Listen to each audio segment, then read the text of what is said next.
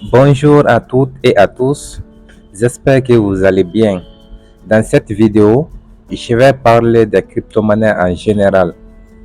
Et à la fin de cette vidéo, tu vas tout comprendre sur la crypto-monnaie de A à Z. Alors, si tu es débutant dans le monde des crypto-monnaies et que c'est ta première fois d'entendre le mot crypto-monnaie, ou tu as beaucoup entendu parler des crypto-monnaies autour de toi, que ce soit à la maison, au travail, sur les réseaux sociaux, etc. Et que tu es vraiment intéressé par la crypto-monnaie, mais tu te poses des questions à propos des crypto-monnaies car leur fonctionnement n'est pas tout à fait clair pour vous, c'est normal. Les crypto-monnaies et la technologie blockchain peuvent paraître compliquées. Alors, si tu souhaites approfondir ta connaissance dans le domaine de la crypto-monnaie avant de te lancer dessus, alors tu es sur la bonne vidéo et sur la bonne chaîne pour en savoir beaucoup plus sur la crypto-monnaie. Bienvenue sur la chaîne de Fitrading. Sur cette chaîne, nous allons parler des crypto-monnaies, du trading, de l'économie, de la finance et de l'investissement. Pour comprendre la crypto-monnaie, il est important de comprendre d'abord la base des monnaies que nous utilisons aujourd'hui et comprendre aussi les moyens d'échange qui existaient avant la création des monnaies que nous utilisons aujourd'hui. Donc, dans cette vidéo, je vais expliquer d'abord les différents moyens d'échange qui existaient avant la création de la monnaie. En plus, je vais expliquer aussi la base des monnaies que nous utilisons aujourd'hui. Et enfin, je vais expliquer tout sur les crypto-monnaies. Comme je le disais tout de suite, pour comprendre la crypto-monnaie, il est important de comprendre d'abord les différents moyens d'échange qui existaient avant la création de la monnaie. Dans le passé, vers le 7e siècle, les banques que nous connaissons aujourd'hui n'existaient pas. Les monnaies que nous utilisons aujourd'hui, que ce soit le dollar, le franc CFA, le franc suisse, l'euro, etc., n'existaient pas aussi. Le seul moyen d'échange qui existait en ce moment est le troc. Alors, c'est quoi le troc? Le troc consiste à échanger un bien contre un autre bien de nature différente. Par exemple, échanger le riz contre le maïs ou échanger les pommes contre une poule, etc. Mais en faisant le troc, les gens rencontraient beaucoup de problèmes à l'époque-là. Par exemple, lorsque une personne possède des pommes et qu'il veut échanger ses pommes contre une poule, cette personne est obligée de trouver quelqu'un d'autre qui veut aussi échanger sa poule contre les pommes. Pour que le propriétaire des pommes puisse trouver un partenaire avec qui échanger, il est obligé de transporter ses pommes jusqu'à trouver un partenaire. Mais lorsque les pommes sont lourdes à transporter, il sera très difficile pour lui de trouver un partenaire. Ensuite, lorsque les pommes pourrissent avant de trouver un partenaire, il ne pourra plus échanger ses pommes contre une poule et il finira par perdre. Donc, les gens ont rencontré beaucoup de problèmes en faisant du troc. C'est pourquoi les pièces de monnaie ont été créées pour régler les différents problèmes du troc. C'est là que, pour la première fois, les paiements se font avec une monnaie fabriquée du globule d'électrum. Le globule d'électrum, c'est un alliage naturel qui est composé de 40% de l'or et 60% d'argent. Les pièces de monnaie ont introduit 3 nouvelles fonctions par rapport au troc. La première fonction, c'est unité de mesure. Elle a permis d'exprimer la valeur de tous les biens et services en une unité commune. Elle a facilité le calcul et la comparaison. Les unités de mesure ont permis aussi de savoir combien de pièces de monnaie une personne doit posséder pour chaque type de bien ou service. Par exemple, lorsque une personne veut acheter 10 kg de riz, les unités de mesure ont permis de savoir combien de pièces de monnaie cette personne doit avoir pour obtenir 10 kg de riz. La deuxième fonction que les pièces de monnaie ont introduite par rapport au troc, c'est moins de règlements et instruments d'essence immédiat. Si une personne voulait une vache alors qu'il possède des moutons, cette personne n'a plus besoin de trouver un propriétaire de vache qui souhaite aussi des moutons. Cette personne peut échanger les pièces de monnaie contre la vache. La troisième fonction dont les pièces de monnaie ont introduit par rapport au troc, c'est réserve de valeur. En ce moment-là, les gens pouvaient conserver leurs pièces de monnaie en vue d'une utilisation ultérieure. C'est ce qui a donné naissance à l'épargne.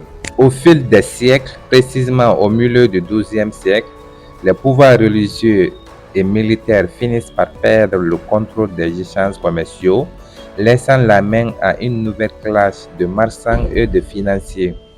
Cependant, les attaques de convois de l'or et des pièces de monnaie en or deviennent trop fréquents, tandis que les échanges économiques qui exigent d'être menés de manière sûre et rapide ne peuvent plus se faire dans de bonnes conditions.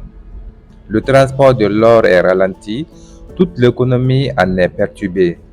Pour faire face à cette situation, les banquiers italiens à la fin du Moyen Âge inventent alors la lettre d'échange, qui permet aux marchands de ne plus se déplacer avec leur coffre d'or. Il s'agit d'un système astucieux et sûr qui permet au porteur d'une créance, c'est-à-dire la personne à qui on doit de l'argent, d'être payé auprès d'un bureau d'échange. La lettre d'échange a permis de payer une somme d'argent à un tiers sans avoir à transporter des coffres d'or et des pièces de monnaie. Sur la lettre d'échange est inscrit le montant et la date de paiement. C'est ainsi que les bureaux d'échange se sont imposés sur les plus grandes places commerciales dans le monde. C'est ce qui a donné naissance à la banque. Au cours des siècles, la lettre d'échange a évolué pour devenir aujourd'hui ce que l'on connaît sous le nom de chèque bancaire. Et par fini, elle est devenue comme un moyen de paiement courant et a considérablement facilité les transactions commerciales et les paiements personnels. À l'ère d'aujourd'hui, les échanges ne se font plus avec les métaux précieux. Elles se font avec les monnaies de l'État que nous utilisons aujourd'hui, telles que le dollar, la livre sterling, l'euro, etc. Avec l'avènement de la République, chaque État ou chaque nation fabrique sa propre monnaie et gère sa propre économie à travers la Banque centrale. Chaque État élabore aussi ses propres lois pour le bon fonctionnement des activités et le bon fonctionnement de l'économie et de la monnaie. Ces lois disent que tout citoyen est obligé d'accepter non pas les métaux précieux, mais de la monnaie de l'État comme moyen de règlement des dettes. C'est pourquoi aujourd'hui, les monnaies de l'État sont devenues un moyen d'échange courant dans notre vie quotidienne. Elle est ainsi au cœur du fonctionnement des économies, mais elle est aussi une réalité sociale et politique. Qui crée les monnaies que nous utilisons aujourd'hui? Pour comprendre ce qu'est la création monétaire, il est nécessaire de garder à l'esprit la manière dont fonctionne le système bancaire. Le système bancaire est structuré autour d'une banque centrale dont l'activité permet de réguler les banques secondaires comme par exemple les banques commerciales ou les banques d'investissement. Les monnaies sont créées quand les banques secondaires accordent un crédit à leurs clients en utilisant la monnaie scripturale. C'est quoi la monnaie scripturale? D'abord, il existe trois types de monnaies: la monnaie centrale, la monnaie fiduciaire et la monnaie scripturale. La monnaie scripturale est la monnaie qui est créée par les banques secondaires, précisément les banques commerciales, sous forme d'écriture sur les comptes bancaires que nous détenons tous. Ce sont les chiffres que nous voyons tous sur notre compte bancaire. Ces monnaies permettent de faire des paiements par virement bancaire, par carte bancaire ou par chèque bancaire.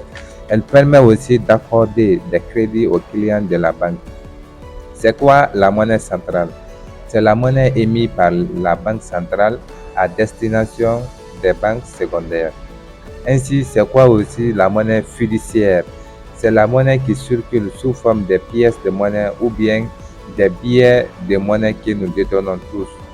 Alors, comment est gérée la quantité de monnaie en circulation? La Banque centrale a en charge de prêter de l'argent aux banques secondaires qui doivent garder la monnaie centrale pour faire face aux demandes d'argent liquide de leurs clients et pour équilibrer leurs relations avec les autres banques. Cette monnaie peut être obtenue de deux façons, par emprunt ou auprès de la Banque centrale ou bien en achetant auprès des autres banques. Dans les deux cas, la monnaie centrale est obtenue contre un taux d'intérêt. C'est la Banque centrale qui détermine ou influence les taux d'intérêt. En manipulant les taux d'intérêt, la Banque centrale rend plus facile ou plus difficile l'accord d'un crédit ou la création monétaire. En facilitant le crédit, la Banque centrale fait une politique monétaire expansionniste qui consiste à augmenter la quantité d'argent en circulation. Cela peut accélérer la croissance, augmenter l'investissement, diminuer le chômage, diminuer aussi la pauvreté. Par contre, en rendant plus difficile l'accord d'un crédit, qui consiste à diminuer la quantité d'argent en circulation, cela ralentit la croissance, réduit l'investissement, augmente le chômage, augmente aussi la pauvreté, voire même cela peut provoquer des crises financières. Mais le problème avec toutes ces monnaies ou toute l'économie en général, c'est qu'elles sont gérées de façon centralisée. Cela veut dire que c'est une minorité de personnes hautement classées au sein de nos gouvernements qui prennent des décisions à la place de toute la population. Et que ces personnes prennent des décisions en se basant sur les chiffres, sur les indicateurs économiques, sans tenir compte de la façon dont les autres sont en train de vivre. Et on oublie une chose, ces personnes-là sont des humains. Et lorsqu'ils font des erreurs, cela se répercute sur la vie de toute la population. Et ces erreurs-là peuvent provoquer beaucoup de problèmes. Par exemple, ça a provoqué aujourd'hui ce qu'on appelle la corruption, le vol, le détournement, le blanchissement d'argent, le chômage, la famine, les crises financières ou voire même les divorces au sein de nos familles. C'est pourquoi, après la crise financière de 2008, une autre monnaie a été créée qui est la crypto-monnaie. Parlons d'abord de l'origine des crypto-monnaies. L'origine des crypto-monnaies remonte dans les années 90 quand les chefs Ping, je pense que je prononce très bien, appelés en français les crypto-anarchistes, ont commencé à se réunir et à échanger des idées. Les chefs Ping sont des individus qui sont passionnés de la cryptographie, dont le but est de créer un Internet libre grâce à une liste email.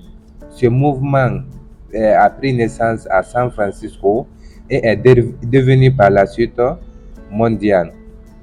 Les différents travaux de ce mouvement ont servi de base à un individu appelé Satoshi Nakamoto ou un groupe d'individus pour la création de la plus grosse monnaie numérique que nous connaissons aujourd'hui qui est le Bitcoin. Après la crise financière de 2008, Satoshi Nakamoto, que ce soit une personne ou un groupe de personnes, ont commencé à se poser les questions, à savoir, en cas d'une crise financière majeure et que la plupart des banques tombent en faillite, comment peut-on gérer notre argent? C'est ce qui les a poussés à travailler et à partager un système de paiement numérique entièrement pair à pair, qui fonctionne sans aucune autorité financière. Cela veut dire sans aucune banque centrale, sans aucun État. Elle ne dépend de personne. Et cette monnaie dépend de l'ensemble de tous les utilisateurs. C'est pourquoi, le 3 juin 2009, Satoshi Nakamoto a mis en service le réseau Bitcoin sur un réseau décentralisé. C'est là que pour la première fois, les personnes pouvaient échanger des valeurs grâce à un réseau informatique sans aucune autorité financière. Alors, c'est quoi une crypto-monnaie? Une crypto-monnaie, c'est une monnaie comme le dollar, le franc CFA, la livre sterling, l'euro, etc. Mais c'est que cette monnaie, elle n'existe pas physiquement. Par exemple, vous pouvez voir les billets de 100 dollars ou bien les billets de euros. Mais par contre, les crypto-monnaies, il n'y a pas les billets des crypto-monnaies. Les crypto-monnaies existent grâce à l'Internet. C'est pourquoi elles fonctionnent 24 heures sur 24, 7 jours sur 7. Vous pouvez faire les transactions partout où vous êtes dans ce monde-là. S'il y a une connexion et que vous possédez un téléphone, vous pouvez faire des transactions de crypto-monnaies. Par exemple, si vous voulez transférer de l'argent de l'Amérique en Afrique, au lieu d'aller attendre des heures et des heures dans une banque pour faire la transaction, vous pouvez décider de faire la transaction grâce à la crypto-monnaie. Tout ce que vous avez besoin, c'est d'avoir un téléphone et une connexion pour faire la transaction. Pour assurer la transparence, la sécurité et la fiabilité des transactions, les crypto-monnaies s'appuient sur une technologie appelée la blockchain. C'est quoi la blockchain? La blockchain, c'est un registre, d'accord, dans lequel on inscrit toutes les informations concernant les différentes transactions des crypto-monnaies. Autrement dit, la blockchain, c'est une base de données dans laquelle toutes les informations sont enregistrées et distribuées sur un réseau informatique décentralisé. Contrairement à une base de données classique, que ce soit les statistiques au sein de nos gouvernements ou les statistiques des données dans les écoles, que ce soit les résultats, toutes ces données-là sont représentées et structurées sous forme de tableaux. Quant aux blockchains, les blockchains enregistrent et structurent les informations sous forme de blocs. Un bloc regroupe les informations. Une fois le bloc est plein, il est scellé grâce à un code informatique et ajouté au bloc précédent. Chaque nouveau bloc contient quelques informations du bloc précédent avant d'enregistrer de nouvelles informations, ce qui permet de laisser une trace sur les informations. Les informations enregistrées sont l'ensemble de toutes les transactions, que ce soit le transfert d'une crypto-monnaie ou l'achat ou la vente ou le stockage, ainsi de suite.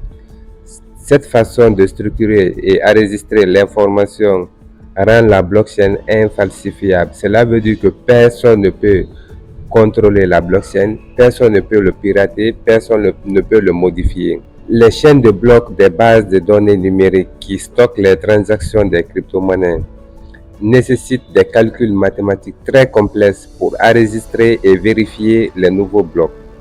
La blockchain, elle est transparente, c'est-à-dire tout le monde peut consulter les différentes transactions qui ont eu lieu sur le réseau. Cela permet de consulter tout l'historique de tous les échanges. La décentralisation, la transparence et la sécurité permises par la blockchain ont pu faciliter le développement des crypto-monnaies. Ainsi, parlons-en des différentes caractéristiques des crypto-monnaies. Les crypto-monnaies sont caractérisées en trois catégories: la décentralisation, l'anonyme, la rareté ou l'offre limitée. Commençons par la décentralisation. Les monnaies que nous utilisons aujourd'hui ont provoqué certains problèmes dans nos vies. Ces monnaies ont provoqué ce qu'on connaît déjà: la corruption, le détournement, le blanchissement d'argent, les crises financières, etc. Pourquoi? Parce que ces monnaies-là sont gérées de façon centralisée. Et grâce à l'utilisation des crypto-monnaies, tous ces problèmes-là vont disparaître. Pourquoi? Parce que les crypto-monnaies sont gérées de façon décentralisée. Les crypto-monnaies ne dépendent ni de l'État, ni des banques centrales ou ni d'aucune organisation centrale. Elles dépendent uniquement de l'ensemble de tous les utilisateurs. Et en utilisant les crypto-monnaies, tu as le plein droit de faire les transactions quand tu veux, sans dépendre d'aucune banque centrale. Le deuxième caractéristique des crypto-monnaies, on a l'anonyme. En règle générale, les détenteurs des crypto-monnaies n'ont pas besoin de s'identifier lorsqu'ils effectuent des transactions. Ils utilisent leur identité numérique et leur portefeuille numérique pour authentifier les transactions en toute sécurité. Vous devez noter que les adresses des portefeuilles qui stockent les crypto-monnaies ne sont pas complètement anonymes. Elles sont pseudonymes, ce qui signifie qu'elles agissent en tant qu'un espace réservé pour l'identité du propriétaire du portefeuille. Le troisième caractéristique des crypto-monnaies, on a la rareté ou l'offre limitée. Les monnaies fiduciaires, que ce soit le dollar, l'euro ou le franc CFA ou autres monnaies que vous connaissez tous, ont une offre illimitée. Cela veut dire que les banques peuvent créer ces monnaies-là comme ils veulent, autant de fois qu'ils peuvent. C'est pourquoi c'est monnaies-là peuvent être manipulées ou les cours de ces monnaies peuvent être manipulés par les différentes banques. Par contre, quant aux nombreuses crypto-monnaies, les crypto-monnaies ont une offre limitée et prédéfinie, codée dans leur algorithme, ce qui permet de les rendre de nature déflationnisme. Certaines crypto-monnaies ont une offre maximale fixe, tandis que d'autres augmentent leur offre selon le calendrier déterminé ou ont la possibilité d'ajouter une nouvelle offre à l'avenir en fonction de l'évolution du projet. Alors, comment sont créées les crypto-monnaies? Il existe deux manières de créer les pièces et les jetons cryptographiques, qui sont l'extraction et le jalonnement. Commençons d'abord par l'extraction des crypto-monnaies. L'extraction d'une crypto-monnaie est un processus par lequel de nouvelles pièces entrent en circulation sur des chaînes de blocs à l'aide d'un mécanisme de consensus Proof of Work, autrement dit POW, pour vérifier les transactions et ajouter des nouveaux blocs. Par exemple, le Bitcoin utilise le Proof of Work pour extraire de nouveaux Bitcoins.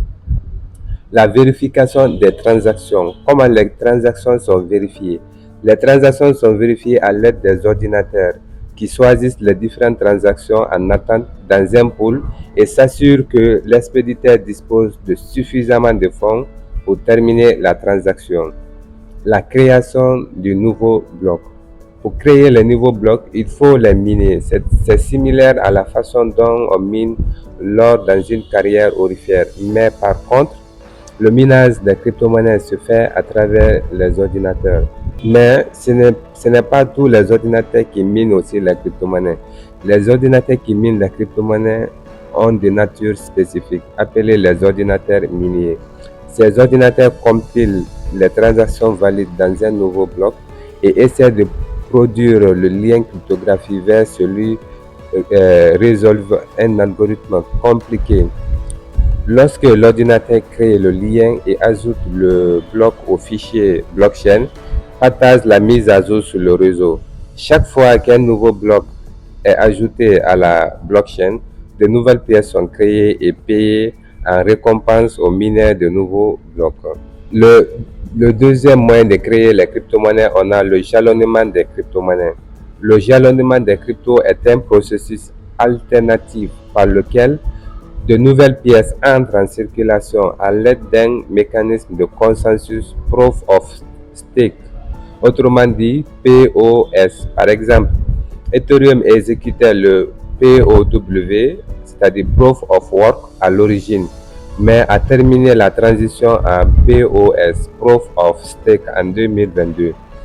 Plutôt que de résoudre les algorithmes cryptographiques complexes pour traiter de nouveaux blocs, les ordinateurs de réseau de la blockchain POS mettent en jeu les pièces des cryptos en l'air, verrouillant sur le réseau, en changeant du droit de devenir un validateur. Lorsqu'un validateur est choisi pour traiter un nouveau bloc, de nouvelles pièces sont créées et payées en tant que récompense de mise. En plus, parlons aussi des différents types de crypto-monnaies. Les crypto-monnaies se répartissent en trois catégories. On a le Bitcoin, les altcoins et les jetons. Le Bitcoin, c'est la première crypto-monnaie dans le monde en termes de capitalisation boursière et de valeur. Il s'agit d'un système mondial de paiement numérique pair à pair ou pair-to-pair en anglais, ce qui permet aux parties d'effectuer les transactions directement entre elles sans avoir besoin d'un intermédiaire tel que une banque. On a aussi les altcoins. Les altcoins sont définis comme les crypto-monnaies alternatives au Bitcoin. Les altcoins peuvent différer du Bitcoin de différentes manières. Certains peuvent avoir un modèle économique différent et d'autres peuvent utiliser des algorithmes sous-jacents, des tailles de blocs différentes. Les altcoins englobent un large éventail d'utilisations différentes. Par exemple, Ethereum, la première chaîne de blocs programmables au monde, permet aux développeurs de créer et de déployer les applications décentralisées de symboles APPS et les contrats intelligents de symboles IOTA ou MIOTA est spécifiquement conçu pour être une nouvelle couche de transfert de données et de règlement des transactions pour l'économie des machines et de l'Internet des objets. Le troisième type de crypto-monnaie, on a les jetons. Contrairement au Bitcoin et aux altcoins, les jetons ne fonctionnent pas sur leur propre blockchain. Ils sont construits au-dessus du blockchain existante.